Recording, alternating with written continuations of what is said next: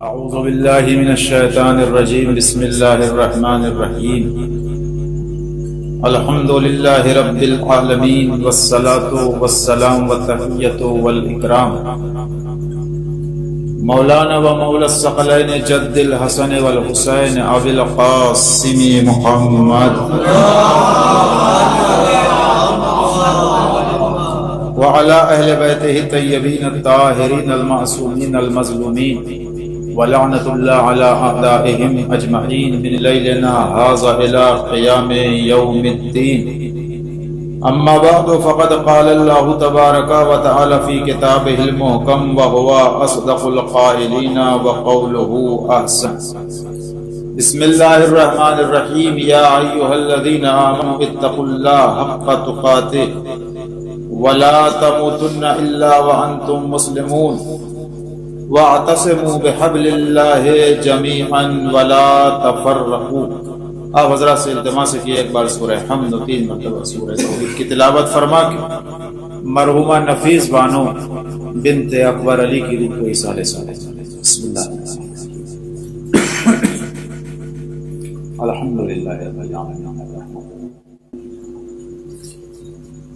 ایاک نعبد و ایاک نستعین۔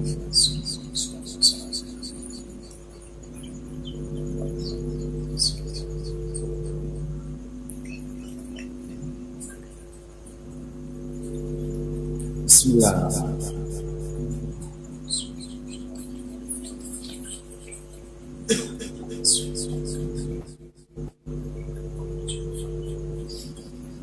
اللہم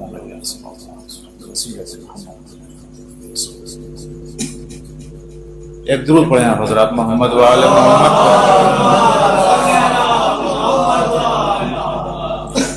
عزیزان گرامی،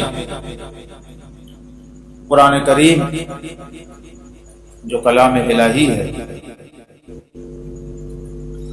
اور ایک ایسی اعجازی کتاب ہے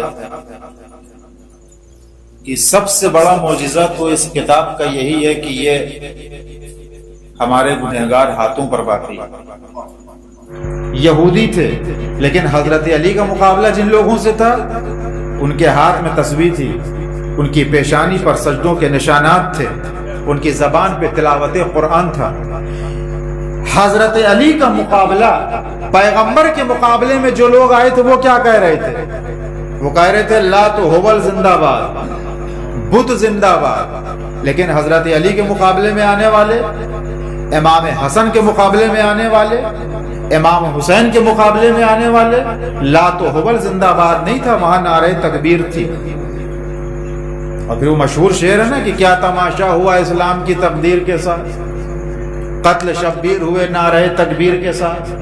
تو اہل بیت کا جو مقابلہ تھا وہ بڑا سخت معرکہ تھا، جنگ صفین ہے۔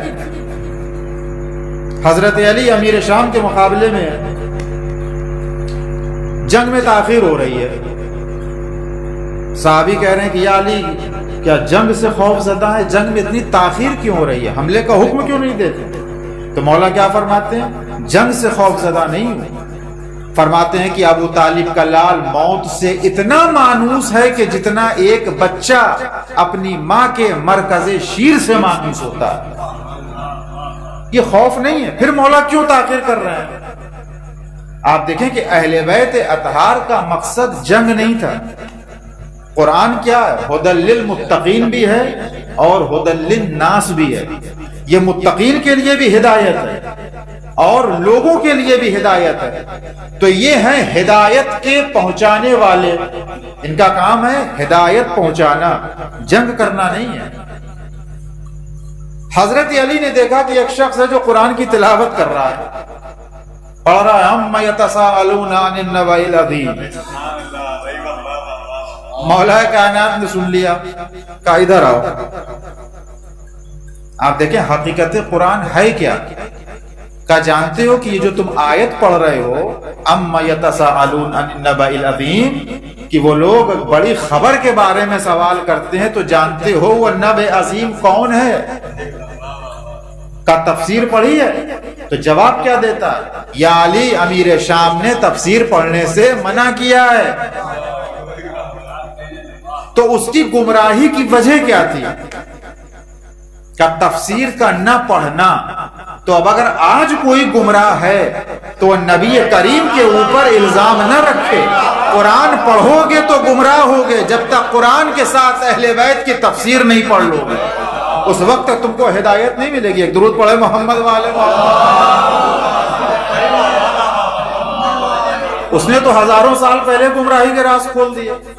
مولا نے فرمایا کہ جانتے ہو نبی عظیم کیا ہے؟ کہا نہیں. امیر شام نے تفسیر پڑھنے سے منع کیا. مولا فرماتے ہیں واللہ انا النبی العظیم، قسم خدا کی ہم ہیں نبی عظیم، ہماری ولایت ہے نبی عظیم. یہ قرآن جس کو بڑی خبر کہہ رہا ہے یہ امیر المومنین کی ولایت ہے. اللہ اکبر. جیسے ہی یہ سنا، اب آپ دیکھیں ایک طرف تو قرآن کی آیت پڑھ رہا ہے اور مصداق آیت سے جنگ کر رہا ہے. جو اس آیت کا مصداق ہے اس سے جنگ کر رہا ہے اور قرآن کی آیت پڑھ رہا ہے. جب مولا نے فرمایا کہ واللہ انا نبی العظیم کی ہم ہے بڑی خبر، تو فوراً علی کے ہاتھ پہ بیعت کر لیتا ہے اور علی کے ساتھ امیر شام کے مقابلے میں آ جاتا ہے. تو اب دنیا سمجھے کہ علی جنگ میں تاخیر کر رہے تھے تو کیوں کر رہے تھے؟ مسئلہ شام کو فتح کرنا نہیں تھا. مسئلہ یہ تھا کہ حق کا پہنچا دینا اور لوگوں کو گمراہی اور ضلالت سے نکال کر ہدایت کے اجالے میں لے کر آنا. اب کوئی اعتراض نہ کرے کہ فرزند رسول نے کربلا میں ایک شب کی مہلت کیوں لی تھی. امام حسین نے ایک شب کی مہلت کیوں لی تھی؟ یہ علی کا بیٹا ہے، یہ جنگ سے نہیں ڈرتے، لیکن ایک شب کی مہلت یہ لی تھی. عرض کیا کہ مقصد جنگ نہیں تھا، مقصد ہدایت تھی. وہاں علی کو انتظار تھا کہ کوئی ہدایت کا تلاش کرنے والا، کوئی ہدایت کو حاصل کرنے والا ہمارے قریب آ جائے. یہاں فرزند رسول چاہتے تھے کہ کسی کا انتظار تھا حسین کو کہ کوئی حق کی تلاش میں ہمارے قریب آ جائے. کہیں ایسا نہ ہو کہ لوگ کہیں کہ جنگ میں جلدی کر دیے اور ہدایت پانے والا ہدایت سے دور رہ جائے. ایک صلوات پڑھے محمد والے محمد. اور اتنا ہی نہیں، آپ دیکھیں ان کا کام صرف ہدایت کا پہنچانا ہے. حضرت علی کے گلے میں رسی کا پھندا ہے، آپ سنتے رہتے ہیں ذاکرین سے. کس کی مجال تھی کہ جو علی کے گلے میں رسی کا پھندا ڈالے؟ آپ اس واقعے کو تاریخ میں دیکھیں اور اپنے ذہن میں ذرا زندہ کریں اس واقعے کو، اور دل کی آنکھوں سے ذرا سوچیں کہ ایسا واقعہ پیش آ رہا ہے. ایک مظلوم ہے کہ جس کے گلے میں رسی ہے، اس کو کھینچا جا رہا ہے اور پیچھے سے کچھ لوگ ہیں کہ جو تلوار کی نوک سے مولا کو اذیت دے رہے ہیں. یہ تاریخ میں ایک یہودی کھڑا ہوا ہے. حضرت امیر المومنین کے صحابی بھی کھڑے ہیں. جناب سلمان ہے، جناب ابوذر ہے، ایک 8ویں 9ویں درجے کا صحابی، ایک 10ویں درجے کا صحابی. حضرت ابوذر رو رہے ہیں، جناب سلمان مسکرا رہے ہیں. اس منظر کو دیکھ کر ابوذر رو رہے ہیں اور حضرت سلمان مسکرا رہے ہیں. حضرت ابوذر کہتے ہیں سلمان مسکرا رہے ہو؟ کہا تم رو کیوں رہے ہو؟ کہا دیکھتے نہیں کہ مولا کے گلے میں رسی کا پھندا، مظلومیت علی ہے. کہا تم مسکرا کیوں رہے ہو؟ دیکھیے ایمان میں کتنا فرق ہے. یہ 9ویں درجے کے، وہ 10ویں درجے کے. اور ہم یہ نہ سمجھے کہ جیسے ہم گنتی گن دیتے ہیں 1 2 3 4 9 10، یہ وہ درجہ ہے، وہ درجہ نہیں ہے. ایک درجہ ایمان سے، حدیث نبی ہے کہ ایک درجہ ایمان سے دوسرے درجہ ایمان کا فاصلہ کتنا ہے. ہم کہتے ہیں یہ 8ویں درجے کے، یہ 9ویں درجے کے، یہ 10ویں درجے کے. تو جیسے ہم گنتی گن دیتے ہیں 1 2 3 4 5 6 7 8 9 10، ایسا ہی ہے؟ کہ ایسے نہیں ہے. ایک درجہ ایمان سے دوسرے درجہ ایمان کا فاصلہ اتنا ہے کہ جتنا زمین سے آسمان کا فاصلہ. یہ ہے ایمان. یعنی 9ویں درجے اور 10ویں درجے نہ کہ 9 10 یہ کوئی فرق ہی نہیں ہے. نہیں، ایک درجے سے دوسرے درجے کا جو فاصلہ ہے وہ اتنا ہے جیسے زمین سے آسمان. لیکن پھر سوال ہوتا ہے کہ آسمان کیا ہے؟ جسے عربی میں ہم سما کہتے ہیں، اردو اور فارسی میں ہم آسمان کہہ دیتے ہیں. آسمان کوئی شے نہیں ہے. ہم آسمان اسی کو کہتے ہیں کہ جو یہ آسمان دکھ رہا ہے، تارے جگمگا رہے ہیں، دن میں نیلا دکھائی دیتا ہے، رات میں سیاہ، یہ آسمان ہے. آسمان فارسی لفظ ہے. آسیہ کہتے ہیں، آسیاب چکی کو کہتے ہیں، اس میں گیہوں پیسا جاتا ہے، اسی کا شارٹ فارم ہے آس۔ مانند کہتے ہیں مثل کے، جیسا، اس کا شارٹ فارم ہے مان۔ تو فارسی میں ان دونوں جملوں کو ملا کے کہہ دیا گیا آسمان، یعنی چکی جیسا، کہ جو آسمان ہم گول دیکھتے ہیں چکی جیسا، یہ تو ہم نے دیکھ کے یہ نام رکھ دیا۔ اسی آسمان کو قرآن نے سما کہا، اللہ نور السماوات والارض، یہ سما۔ تو سما کو پہلے ہم ثابت کر رہے ہیں کہ سما کیا ہے، ایک صلوات پڑھے محمد والے محمد۔ ابھی حقیقت سما کو ہم نہیں سمجھیں گے کہ سما کیا ہے، پھر یہ بات طے ہوگی کہ آخر زمین و آسمان سے فاصلہ کتنا ہے اس سما کا۔ تو یہ 9ویں درجے کے، وہ 10ویں درجے کے، ایک رو رہا ہے ایک مسکرا رہا ہے۔ جناب سلمان فرماتے ہیں ابو ذر قرآن نہیں پڑھا؟ کہا پڑھا ہے۔ کہا قرآن میں اللہ نے جب امامت کی بات کی ہے اور حضرت ابراہیم کو یہ کہا کہ انی جاعلک للناس اماما، ابراہیم ہم نے تمہیں لوگوں کا امام بنایا، تو حضرت ابراہیم نے کیا فرمایا؟ وَمِن ذُرِّيَّتِي، پروردگار کیا میری ذریت میں یہ عہدہ امامت رہے گا؟ تو اللہ نے یہ نہیں کہا کہ ہاں تمہاری ذریت میں عہدہ امامت باقی رہے گا، ایک قانون بنا دیا پروردگار عالم نے، لا ینال عہد الظالمین، دیکھو میرا یہ عہدہ کبھی ظالمین تک نہیں پہنچے گا۔ ابو ذر مسکراؤں نہ تو کیا کروں، علی کے گلے میں رسی کا پھندا ہے، اس سے علی کا حق امامت واضح ہو رہا ہے۔ یہ گلے میں رسی کا پھندا ڈال کے ظالم بن گئے اور علی کی مظلومیت، علی کا حق کے خلافت ثابت ہو رہا ہے۔ ایک صلوات پڑھے محمد وآل محمد۔ خود ظالموں نے بتا دیا کہ ہم نے ظلم کر کے یہ حق کے خلافت کھو دیا، اور جس کے گلے میں رسی ہے یہ حق کے خلافت اس کا ہے۔ وہیں پر ایک یہودی کھڑا ہوا تھا، آپ دیکھیں کہ یہ ہدایت چاہتے ہیں، ورنہ ذوالفقار موجود تھی گھر میں، ذوالفقار حیدری کو زنگ نہیں لگا تھا۔ یہودی کہتا ہے اشہد ان لا الہ الا اللہ واشہد ان محمد الرسول اللہ۔ بھائی یہ کلمہ کیوں پڑھ لیا؟ اب دیکھیے دو طرح کے مسلمان تھے، ایک مسلمان وہ تھے کہ جن کے ہاتھوں میں رسی تھی، اور ایک مسلمان وہ تھا جس کے گلے میں رسی تھی۔ اب اس یہودیوں سے پوچھئے کہ اس نے کس کے اسلام کو دیکھ کے کلمہ پڑھا تھا، کہ جس کے ہاتھ میں رسی تھی یا جس کے گلے میں رسی تھی۔ وہ اسلام میں دیکھیے کوئی ظلم سے متاثر نہیں ہوتا، جہاں ظلم ہوگا، جہاں سفاکیت ہوگی، جہاں بربریت ہوگی، انسان وہاں سے فرار اختیار کرے گا، یہ اچھی چیز نہیں ہے۔ لیکن جہاں امن و صلح و آشتی ہوگی وہاں انسان قدم جما کے رکھتا۔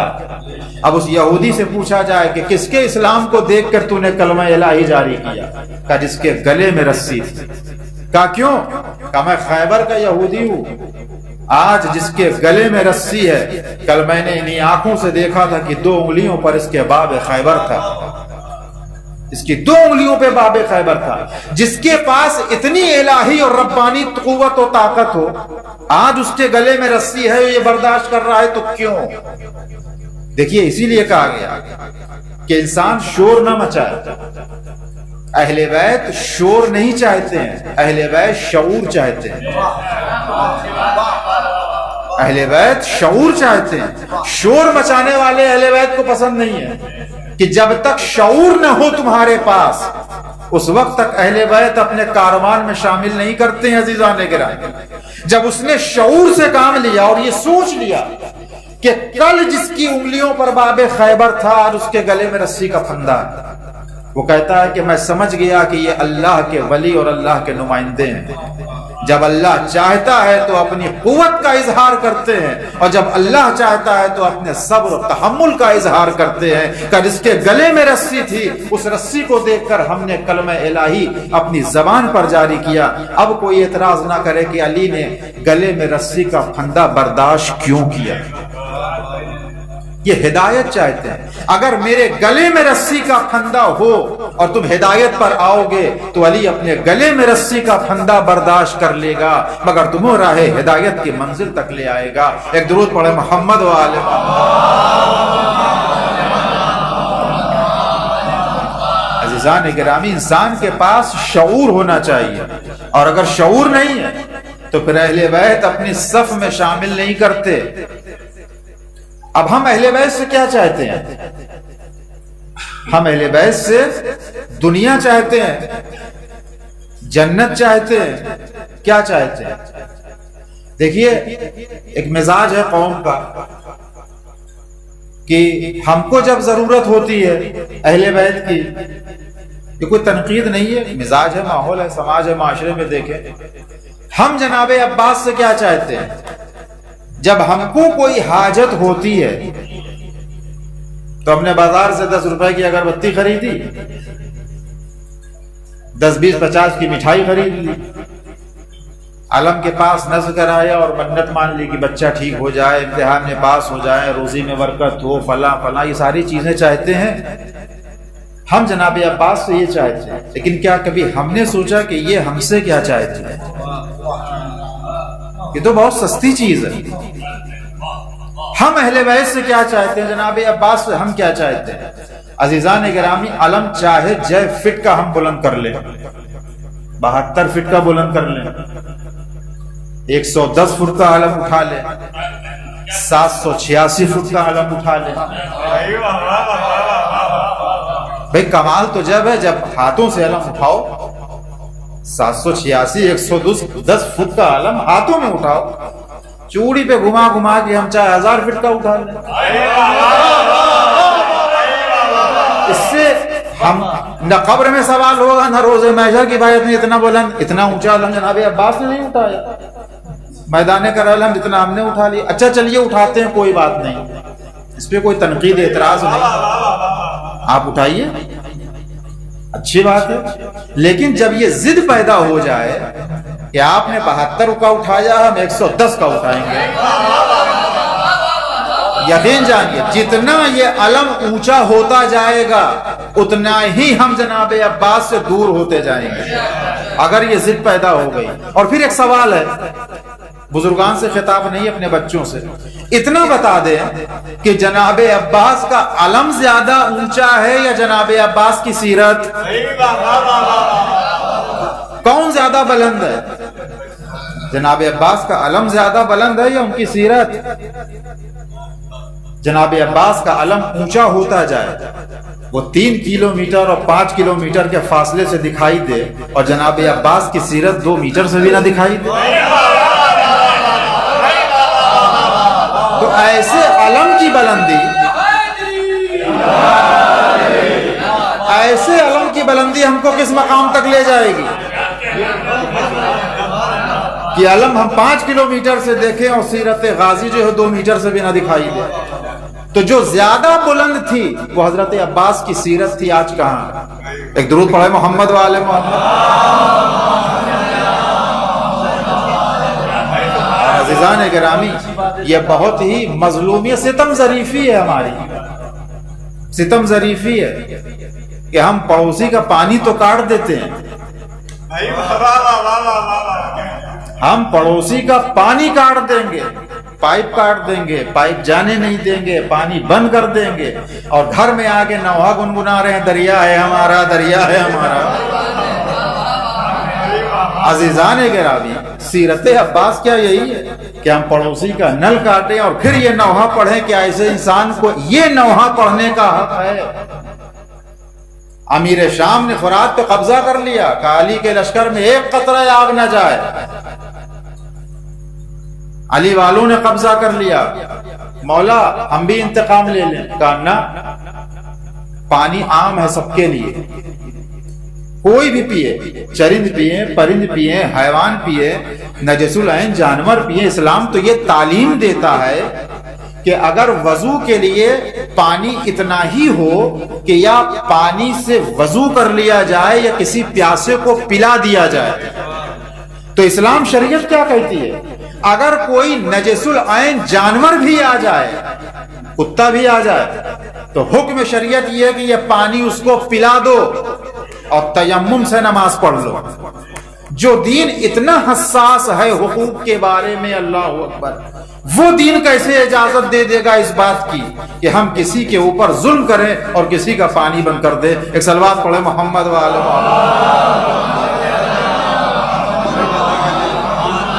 کہاں دین کو ہم نے سمجھائی کہاں؟ دین کے حسن کو اور دین کی خوبصورتی کو ہم بارہا اپنی مجلس میں کہتے ہیں عزیزان گرامی کہ ہم اپنے بچوں کو دیندار نہ بنائیں۔ آپ کہیں گے عجیب بات کہہ رہے، دیندار نہ بنائیں؟ نہ، دیندار نہ بنائیں، اپنے بچوں کو دین شناس بنائیں۔ اس لیے کہ کربلا میں تو دیندار تھے، لیکن وہ دیندار جو تھے وہ دین شناس نہیں تھے۔ امام حسین کی طرف جو مسلمان تھے وہ دین شناس تھے، یزید کے لشکر میں جو تھے وہ دیندار تھے، اور دیندار اگر نہ ہوتے تو پسر سعد نماز فجر پڑھنے کے بعد پہلا تیر خیام حسینی کی طرف پھینک کر کہتا ہے قربتاً الی اللہ، اور کیا کہتا ہے اپنے اہل لشکر سے؟ یا خیل اللہ، اے اللہ کے لشکر اٹھو اور حسین پر ٹوٹ پڑو، میں تمہیں جنت کی بشارت دیتا ہوں۔ وہ سب دیندار تھے کہ نہیں تھے؟ لیکن اللہ اکبر، وہ دینداری ان کو کسی منزل تک نہیں لے جا سکی۔ اگر دین شناسی ہوتی، حسین کے لشکر میں جتنے تھے وہ سب کے سب دین شناس تھے، تو اگر دین شناس ہم بن گئے تو پھر ہمارے بچوں کو، ہمارے جوانوں کو جتنوں بھی عقیدے کی بھیڑ چلے، ہمارے بچوں کو وہ بھیڑ جو ہے وہ گمراہ نہیں کر سکتی۔ یہ جتنے فرقے پیدا ہو جائیں گے، اگر دین شناس ہوں گے تو کبھی بھی اپنے عقیدے سے ہمارے بچے پھر نہیں سکتے ہیں۔ ایک صلوات پڑھے محمد والے۔ عرض کیا نا کہ اہل بیت شعور چاہتے ہیں، اسی شعور کا نام دین شناسی ہے، اسی شعور کا نام۔ مالک اشتر کی جس کو امیر المومنین خدا کی تلواروں میں سے ایک تلوار کہہ رہے ہیں، اور فرماتے ہیں کہ جیسے میں رسول خدا کے لیے تھا ویسے مالک اشتر میرے لیے، خود مولا کائنات کا فرمان ہے۔ لیکن آپ دیکھیں کہ شعور اور دین شناسی کیا، صفین میں پہنچ گئے امیر شام کے خیمے تک، تلوار اٹھ چکی تھی مالک کی، ادھر اختلاف پیدا ہوا، یا علی مالک کو واپس بلائیے ورنہ آپ کو قتل کر دیں گے۔ مولا نے پیغامبر بھیج دیا، قاصد بھیجا، کہا مالک جس حالت میں ہو واپس پلٹا۔ دیکھیے اگر شور مچانے والا چاہنے والا ہوتا، ہم لوگ بڑے جوش میں نعرے لگا دیتے ہیں، بڑے جوش میں نعرے لگاتے ہیں، لیکن جب حقیقی نعرہ میدان عمل میں لگانے کا آتا ہے تو پھر ہم وہاں نعرہ یہ نہیں لگاتے۔ لیکن آپ دیکھیں مالک کے پاس قاصد پہنچا، کہ جس حالت میں ہو واپس چلے ہو۔ کتنا بڑا فتنہ تھا، بس تلوار گر جاتی تو عالم اسلام سے فتنہ ختم ہو جاتا۔ لیکن مولا نے کیا فرمایا؟ جس حالت میں ہو واپس پلٹ آنا۔ مالک کہہ سکتے تھے جاؤ کہہ دینا پیغام دیر سے ملا، پیغام دیر سے ملا، قتل کر دیتے، دشمن ہی تو تھا، لیکن نہیں۔ آپ دیکھیں کہ بس یہیں سے فرق ہے، اطاعت کہتے کس کو؟ اطاعت ہے کیا؟ کہ حکم کے آگے سر کا جھکا دینا ہی عبادت ہے، حکم کے آگے سر کا جھکا دینا ہی یہی اطاعت ہے۔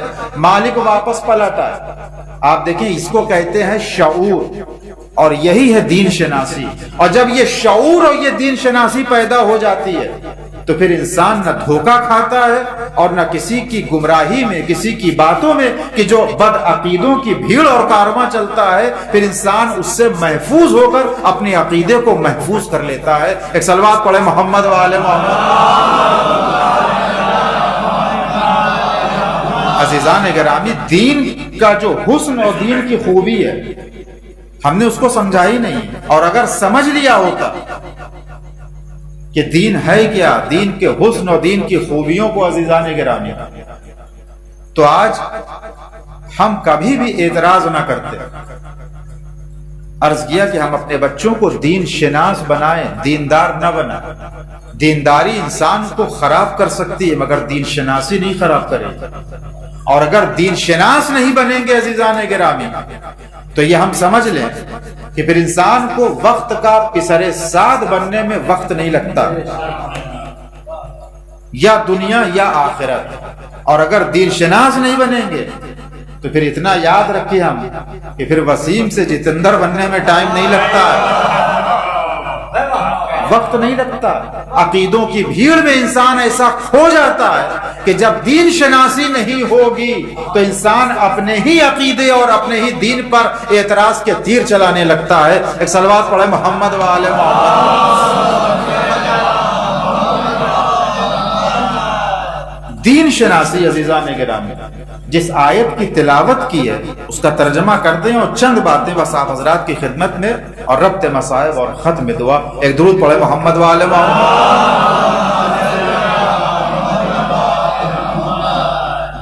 جس آیت کو سرنامہ بنایا تھا یا ایھا الذین آمنوا اتقوا اللہ حق تقاتہ، اے صاحبان ایمان تقوی اختیار کرو جیسا متقی بننے کا حق ہے۔ وَلَا تَمُوتُنَّ إِلَّا وَأَنْتُمْ مُسْلِمُونَ، اور دیکھو موت آئے تو اسلام پر آئے، مرنا تو مسلمان مرنا۔ وَاعْتَصِمُوا بِحَبْلِ اللَّهِ جَمِيعًا، اور اللہ کی رسی کو مضبوطی سے پکڑے رہو۔ وَلَا تَفَرَّقُوا، افتراق نہ، بکھر مت جانا، اتحاد کے ساتھ متحد ہو کر رہنا۔ عزیزان گرامی، اس آیت میں بہت سارے پیغام ہیں۔ پہلا پیغام تقوی کا ہے کہ متقی بنو جیسا متقی بننے کا حق ہے۔ اب بات یہ ہوتی ہے کہ تقوی کیا ہے؟ ہم جس کے ہاتھ میں تسبیح دیکھتے ہیں، تسبیح پڑھ رہا ہے، بڑے متقی پرہیزگار، اسی تقوی کا ترجمہ ہم اردو میں پرہیزگاری سے کر دیتے ہیں۔ کہیں تقوی کے نام پرہیزگاری نہیں ہے، صاحب بڑے پرہیزگار ہیں۔ کیا پرہیزگاری ہے؟ سفر پہ جاتے ہیں تو کچھ کھاتے نہیں ہیں، منہ بند کر کے جاتے ہیں، منہ بند کر کے چلے آتے ہیں، کہتے ہیں کہ نہیں نجس نہیں کھاتے، اچھی بات ہے۔ تو بھائی منہ بند کر کے جاتے ہیں، منہ بند کر کے چلے آتے ہیں سفر میں، تو جب قوم اور سماج میں آتے ہیں تو دوسروں پر تنقید اور غیبت میں یہ منہ کھل کیسے جاتا ہے؟ جیسے سفر میں منہ بند کر کے جاتے ہیں چلے آتے ہیں، تو قوم میں، سماج میں، معاشرے میں، گھر میں بھی یہ منہ بند رہنا چاہیے۔ پھر یہ وہیں کھلے جہاں اللہ چاہتا ہے، یہ وہاں بند ہو جہاں خدا چاہتا ہے۔ اور یہی تقوی کی تعریف مکتب امیر المومنین کے شاگرد حضرت ابن عباس نے کہا تقوی کیا ہے؟ کہ تقوی یہ ہے کہ خدا تمہیں وہاں نہ دیکھے جہاں اس نے جانے سے منع کیا ہے، کہ یہی تقوی ہے۔ درود پڑھے محمد وآل محمد۔ اس کے بعد منزل آتی ہے، بس باتوں کو سمیٹتے ہوئے بہت جلدی جلدی، اس کے بعد بھی مجالس کا سلسلہ ہے۔ پھر قرآن کیا کہہ رہا ہے انشاءاللہ پھر کبھی موقع فراہم ہوا تو تفصیل سے عرض کروں گا۔ دوسرا جملہ اس آیت کا وَلَا تَمُوتُنَّ إِلَّا وَأَنْتُمْ مُسْلِمُونَ، مرنا تو مسلمان مرنا۔ اب آپ بتائیے قرآن کہہ رہا مسلمان مرنا، تو سر پہ ٹوپی اور کرتا پائجامہ نماز جمعہ پڑھنے کے نکلے، مر گئے، مسلمان مر گئے۔ اسی کو قرآن کہہ رہا مسلمان مرنا۔ بھئی میرے چہرے پہ داڑھی ہے، ہاتھ میں تسبیح ہے، پیشانی پہ سجدے کا نشان ہے، بہترین سفید زرق برق پائجامہ کرتا ہم نے پہنا ہے، جا رہے تھے نماز جمعہ و نماز عید کے لیے، فرشتہ موت آ گیا، سلام کلام ہوا، چل دیے، مسلمان مر گئے۔ قرآن تو کہہ رہا نا وَلَا تَمُوتُنَّ إِلَّا وَأَنْتُمْ مُسْلِمُونَ، مرنا تو مسلمان مرنا۔ بھائی ہم تو مسلمان مر گئے۔ دیکھیے عزیزان گرامی، رسول خدا نے نہ کرتا چھوڑا ہے نہ پائجامہ چھوڑا ہے، اور نہ حضرت علی نے کوئی لباس چھوڑا ہے۔ جو اقدار دین ہیں وہ نہ کرتے سے پہچانے جائیں گے نہ پائجامے سے سمجھے جائیں گے۔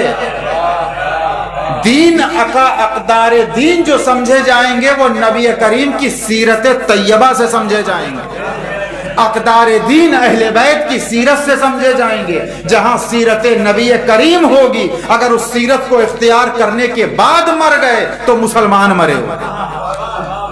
اگر جینز کی پینٹ پہن کر بھی مر گئے اور سیرت نبی ہے تو مسلمان مرے، اور اگر سیرت نبی نہیں ہے زندگی میں، احرام پہن کر خانہ کعبہ میں مر جاؤ گے تو مسلمان نہیں مرو گے۔ ایک صلوات پڑھے محمد وآل محمد۔ اصل چیز ہے سیرت اہل بیت، سیرت نبی. اگر یہ زندگی میں پائی گئی تو مرو گے مسلمان، مرو گے. عزیزان گرامی، اسلام نے کسی عبادت کے لیے لباس نہیں معین کیا ہے کہ نماز پڑھو تو یہ لباس پہن کے پڑھو ورنہ نماز نہ ہوگی. خمس اور زکوٰۃ ادا کرو تو یہی لباس پہنو تبھی نماز ہوگی. حج و زکوٰۃ یہ تمام عبادتیں جو ہیں، کسی بھی عبادت کے لیے شریعت نے لباس نہیں معین کیا ہے سوائے حج بیت اللہ کے، کہ احرام پہنو گے تبھی حج ہوگا. آپ دیکھیں کہ لباس، اگر اس احرام کو ہم مقدس سمجھ لیں تو اسی احرام ہی میں تو خنجر چھپا کے لائے تھے فرزند رسول کو قتل کرنے. تو یہ احرام جو اتنا مقدس لباس تھا، اس کے تقدس پر سے بھی اب ایمان و بھروسہ اٹھ گیا. بھائی کب کون کس لباس میں آ جائے ہم کو معلوم ہی نہیں ہے. لہذا ہم کو پہچاننا ہے کہ دشمن کس لباس میں آ رہا ہے. ہم یہ نہ دیکھیں کہ لباس کتنا زرق برق ہے اس کا، اسلام اتنا ہی 24 کیرٹ کا ہوگا. نہیں عزیزان گرامی، لباس کو دیکھ کر نہیں، پیشانی پر سجدوں کے نشان کو دیکھ کر نہیں. بعض افراد آتے ہیں، وہ کوئی تعویذ دے دیے، گھر راس نہیں آ رہا، گھر راس نہیں آ رہا، تعویذ دے دیے. بھائی گھر راس کیوں نہیں آ رہا؟ کہ لگتا ہے آسیب ہے. کوئی تعویذ دے دیے. ہم نے کہا بھائی آسیب نہیں ہے، ذرا غور کرو یہ گھر راس کیوں نہیں آ رہا ہے. کہیں ایسا تو نہیں ہے کہ اس گھر میں کسی کا حق دبا ہو؟ آسیب کی طرف توجہ کیوں جا رہی ہے؟ یہ دیکھو حق تو نہیں دبا ہے کسی کا اس گھر میں، یہ گھر راس نہیں آ رہا ہے. آسیب کی طرف توجہ جا سکتی ہے، اس طرف توجہ مبذول کیوں نہیں ہوتی کہ جس گھر میں ہم رہ رہے ہیں کہیں ایسا تو نہیں کہ بھائی کا حق دبا ہو، چچا کا حق دبا ہو، بہن کا حق دبا ہو. پہلے ان حقوق کی طرف توجہ کرو کہ کہیں ایسا نہ ہو کہ کسی مرد مومن کا اس میں حق دفن ہو تو یہ گھر راس نہیں آ رہا ہے. اما یہ بے جان در و دیوار کسی کو نقصان نہیں پہنچاتے. ایک صلوات پڑھے محمد والے محمد. عزیزان گرامی، تو زرق برق لباس سے اس سے دین نہیں سمجھ میں آئے گا. دین سیرت ہو، اہل بیت کا کردار ہو، تب دین سمجھ میں آئے گا. اور یہی لباس ہی سے تو دھوکہ دیا، اسی پیشانی پہ سجدوں کے نشانات نے دھوکے دیے ہیں. اسلام کو سب سے زیادہ نقصان جو پہنچایا ہے وہ کس نے پہنچایا؟ کافروں نے، منافقوں نے پہنچایا. منافق ہے کیا؟ کہ یہی کافری تو ہے کہ اسلام کے لباس میں اپنے کفر کو چھپاتے ہیں اور اوپر سے لباس اسلام پہن لیا کہ اپنے کفر کو جو پروان چڑھا رہے ہیں لباس اسلام میں، وہی منافق ہیں. عزیزان گرامی، ایک مثال ہم دیا کرتے ہیں، بس اسی کے ساتھ ربط مسائل. ایک باغ ہے، اگر اس باغ میں کوا آ کر بیٹھ جائے تو پہچان لیا جاتا ہے، اس لیے کہ وہ سیاہ ہے، کالا ہے، وہ پھلوں کو نقصان پہنچائے گا تو ہم اڑا دیں گے. لیکن اگر اسی شاخ پر طوطا آ کر بیٹھ جائے تو چونکہ طوطا بھی سبز ہوتا ہے، باغ بھی سبز ہوتے ہیں، تو پہچاننے میں باغبان سے غلطی ہو جاتی ہے، وہ دیکھ نہیں پاتا. اور یہ طوطا دھیرے دھیرے پھلوں کو کتر کتر کے نقصان پہنچاتا ہے. تو ہم کو دیکھنا ہے باغ اسلام میں کووں کو نہیں دیکھنا ہے، ہمیں ان طوطوں کو تلاش کرنا ہے کہ جو اسی لباس میں آ کے اسلام کو نقصان پہنچا رہے ہیں. بس اگر ان طوطوں کو ہم نے پہچان لیا، بس یہی سب سے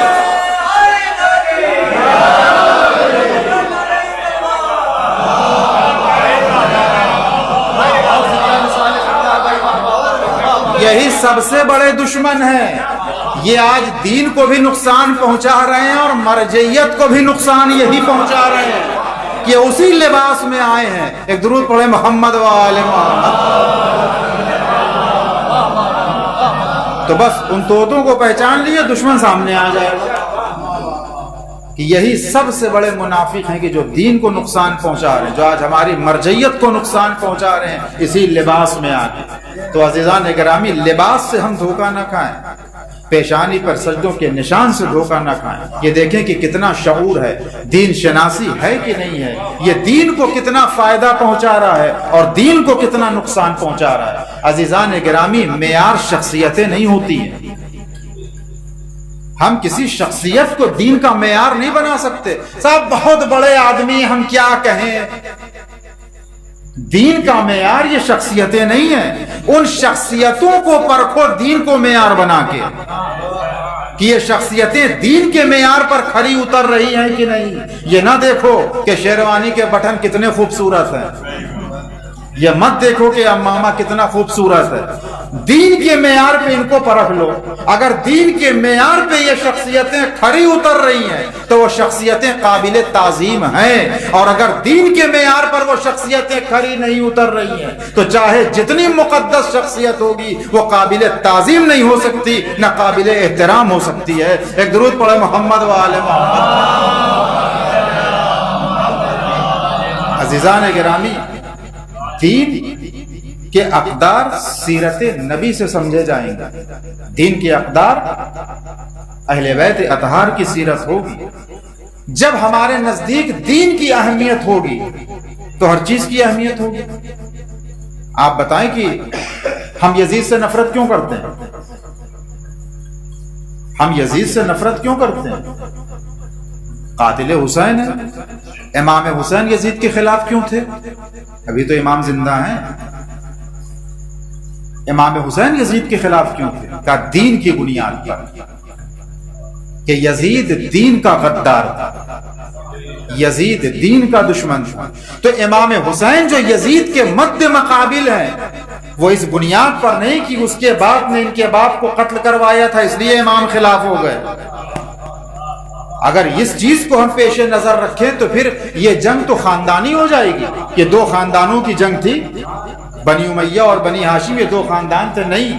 اور اس چیز کو امام نے دربار ولید میں کلیئر کر دیا, واضح کر دیا, کہ بیعت کر لیے.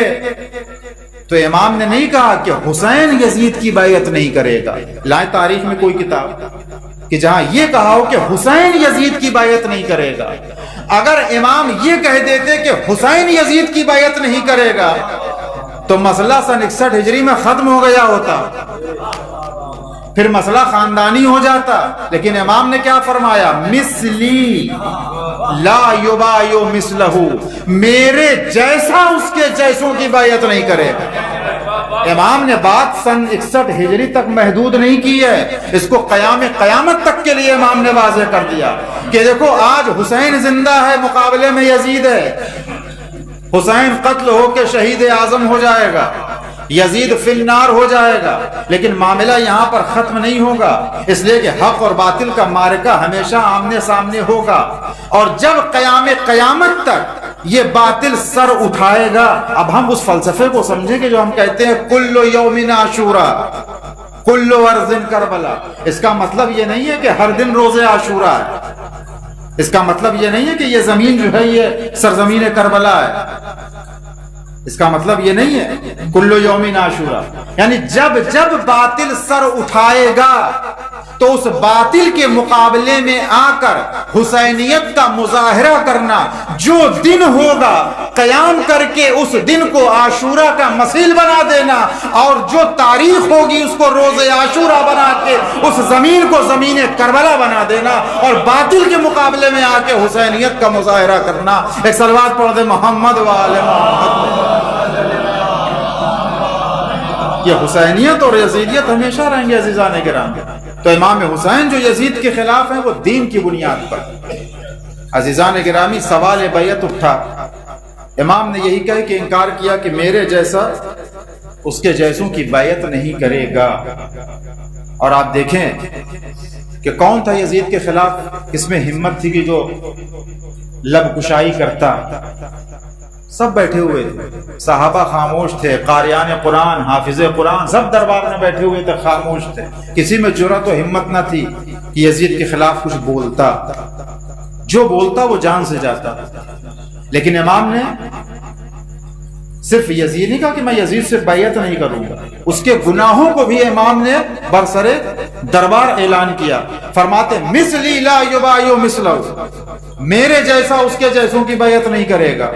پھر فرماتے ہیں یزید فاسق فاجر شارب الخمر وقاتل النفس المحترم، وہ فاسق ہے، فاجر ہے، وہ شرابی ہے، میرے جیسا اس کے جیسوں کی بیعت نہیں کرے گا۔ عزیزان گرامی، نتیجہ کیا ہوا؟ امام کو مدینے کو خدا حافظ کہنا پڑا اور آئے میدان کربلا میں، سب کچھ قربان کیا اس راہ تسلیم و رضا میں فرزند رسول نے، سب کچھ قربان کر چکے، اور جب امام کے پاس کچھ نہ بچا تو پھر امام نے در خیمہ پر آ کر آواز دی حل من ناصر ینصرنا، حل من مغیث یغیثنا، حل من معین یعیننا، کوئی ناصر و مددگار ہے جو حسین کی نصرت کرے؟ عزیزان گرامی، کوئی آواز نہ تھی، سب کچھ امام قربان کر چکے۔ پھر کہتے ہیں علیکن منی السلام، اے بیویوں تم پر حسین کا سلام آخر ہو۔ فاطمہ کا لال در خیمہ پر ہے، بہن کہتی ہے کہ یہ میرے بھیا ذرا خیمے میں تشریف لائیے۔ امام خیمے کے اندر آئے، ایک ایک کو خدا حافظ کہا۔ بی بی فرماتی ہے بھیا ہم بیبیاں ایک حلقہ بنا لیتے ہیں، آپ اس حلقے کے درمیان سے گزر جائیے، اس سے ہر بیوی آپ کے چہرے کی زیارت کر لے۔ عزیزان گرامی، بس روایت میں اتنا ہی ملتا ہے، لیکن اب ذرا غور فرمائیں کہ جب بیویوں نے حلقہ باندھا ہوگا اور فرزند رسول اس حلقے کے درمیان سے گزرا ہوگا تو یقیناً جس بیوی کے چہرے پر نظر پڑتی ہوگی اس کی اسیری کا منظر حسین کی نگاہوں کے سامنے آ جاتا ہوگا۔ زینب کے بازوؤں پر نظر پڑی ہوگی، رسیاں یاد آ گئی ہوں گی، سکینہ کے گوشواروں پر نظر پڑی ہوگی، وہ زخمی کان یاد آ گئے ہوں گے۔ ارباب عزا جس بیوی کے چہرے پر نظر پڑی سب کو خدا حافظ کہا فرزند رسول نے۔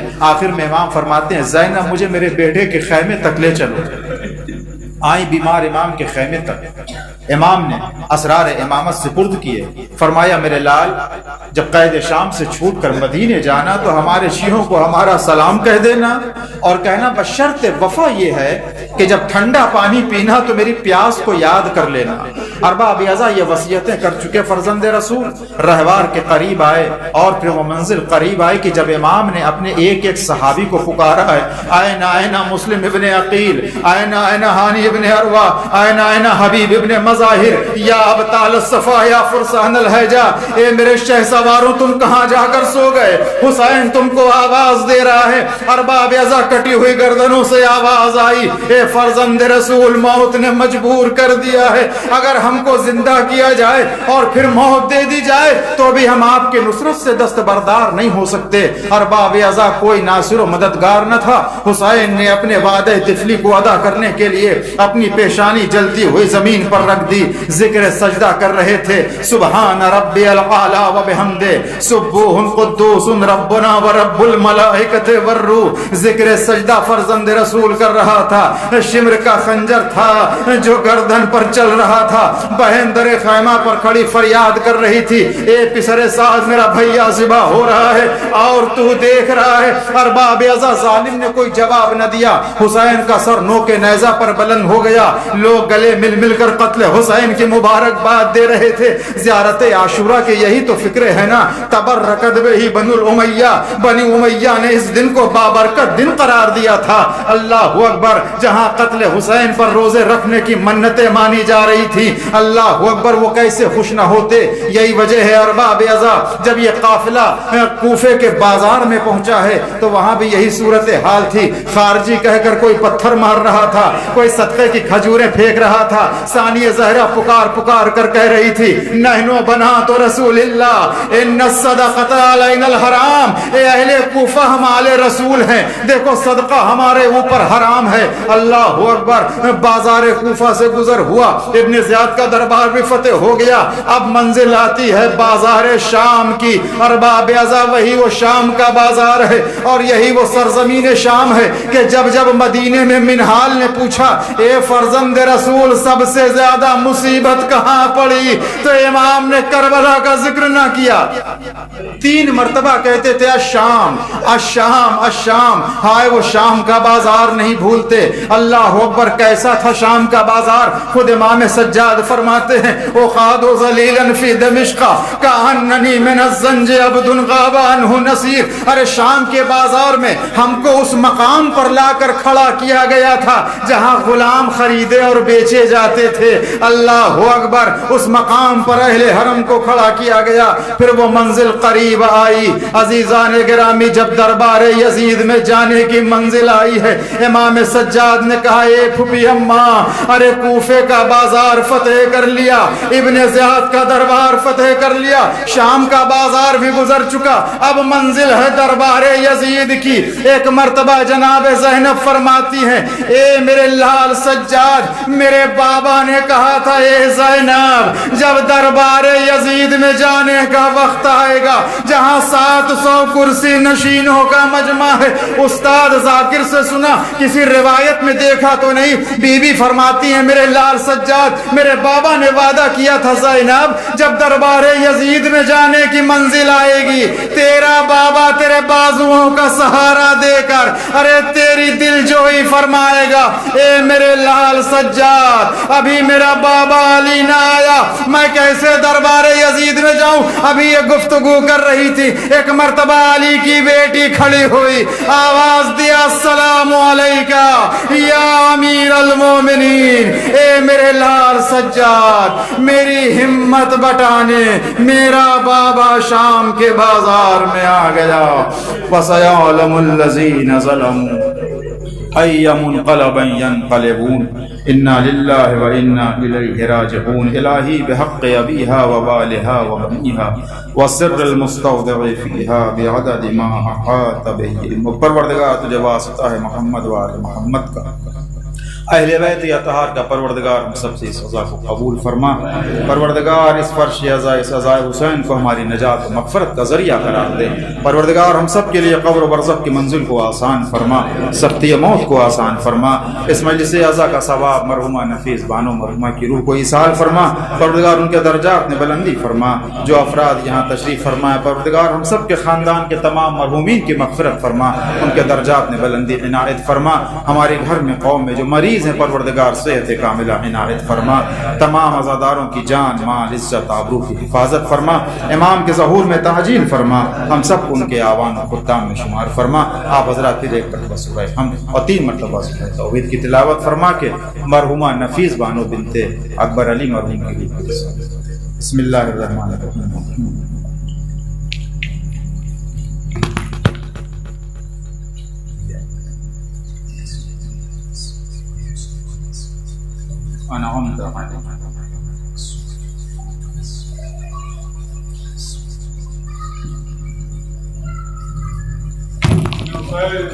آئیے میں اہل خانہ کی طرف سے محترم اقبال حسین صاحب قبلہ فیض آبادی کا شکریہ ادا کرتا ہوں جو بہترین خطابت کے فرائض کو انجام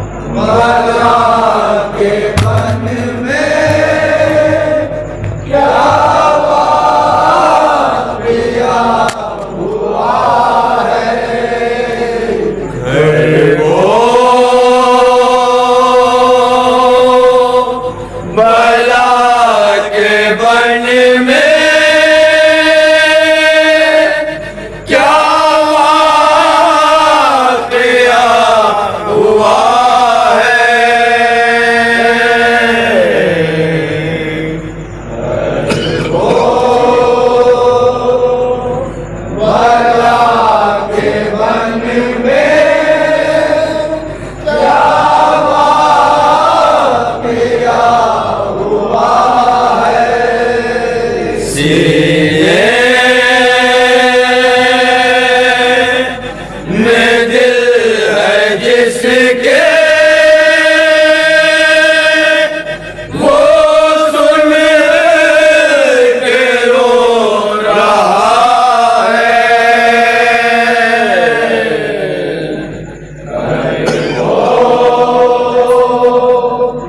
بلا کے بن میں کیا واقعہ ہوا ہے اے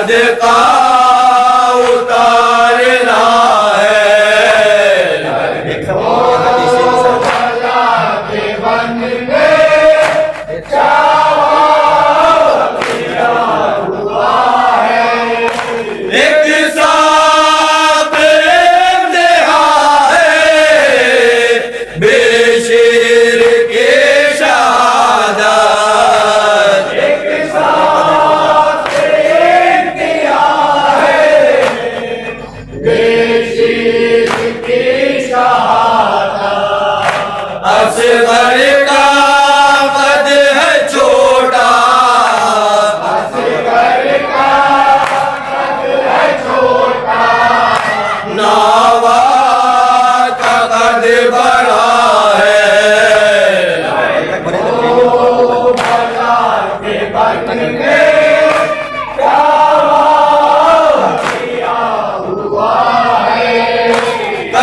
تک بھرے تھے خیمے اب خاک اڑ رہی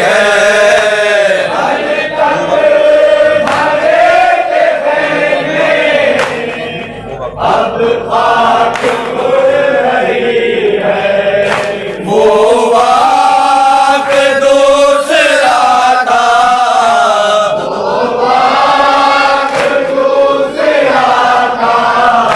یہ وقت دوسرا ہے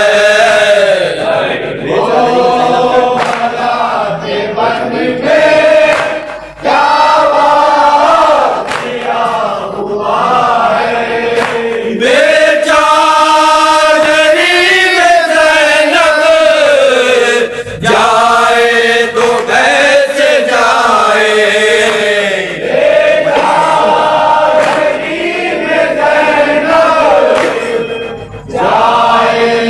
کیسے جائے مجمع بھرا ہوا ہے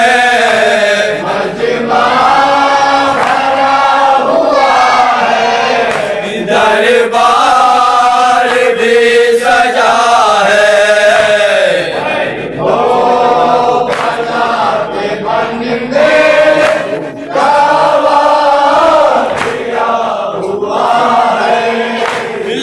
لفظوں میں کربلا کو کیسے سرور لکھے لفظوں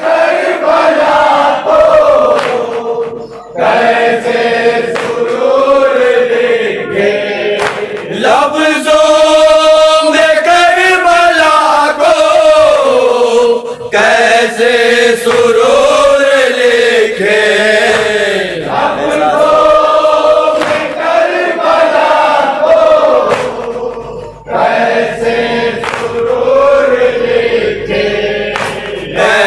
احساس لکھ دیے ہیں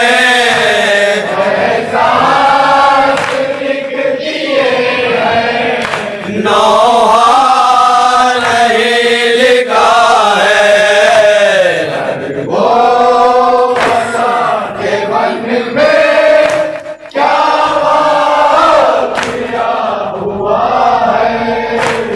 اور چلے کہتے تھے روکا زینب مزتار کس کے سارے چھوڑ چلے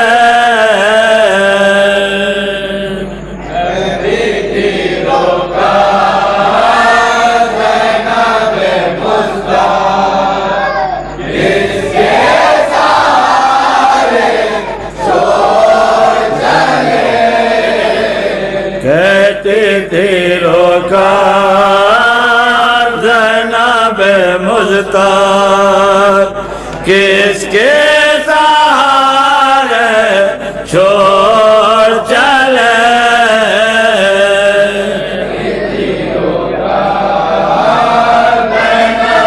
تو ادھر آؤ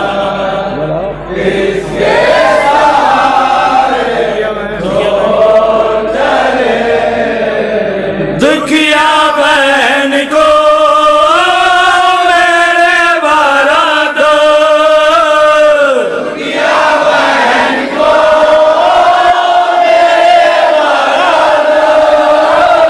کس کے سارے چھوڑ چلے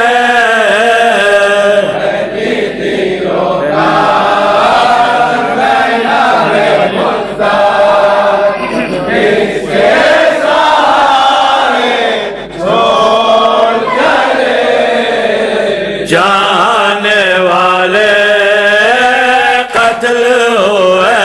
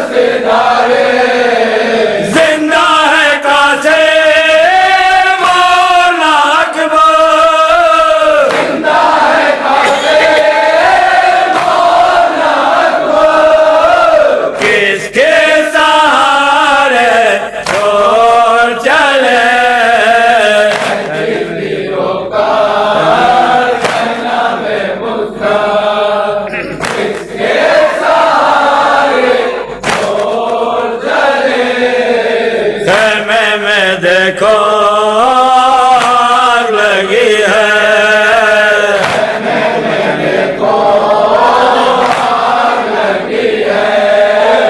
उनको बचाने जाते भूपी है।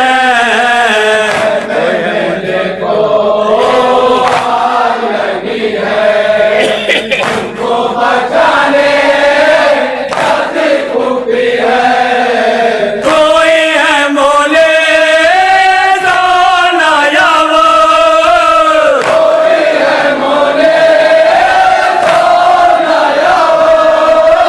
किसके सहारे छोड़ चले।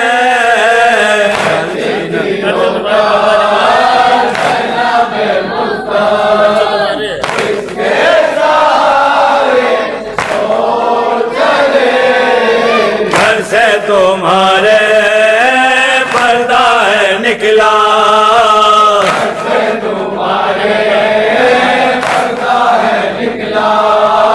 माँ का जनाजा रात को उठा,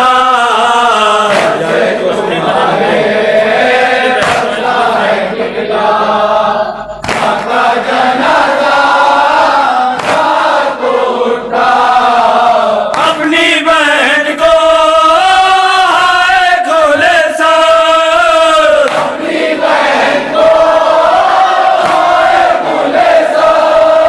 किसके सहारे छोड़ चले।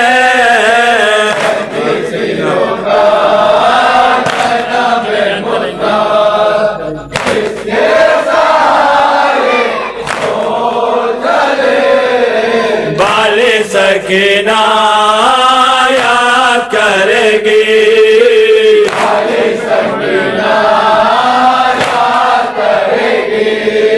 गम में तुम्हारे आए भरेगी। हिजर में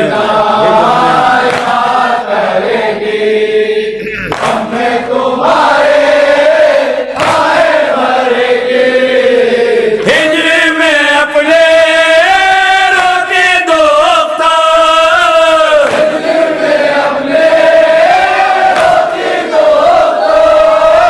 किसके सहारे छोड़ चले।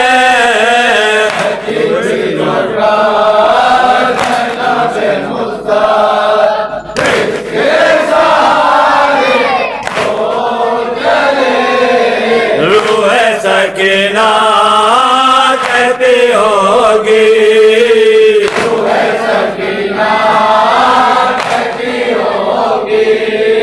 कर रहा ये शायद आबिद से,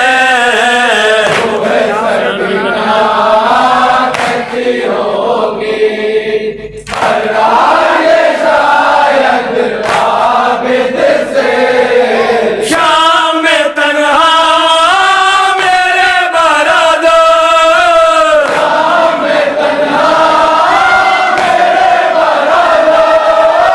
किसके सहारे छोड़ चले।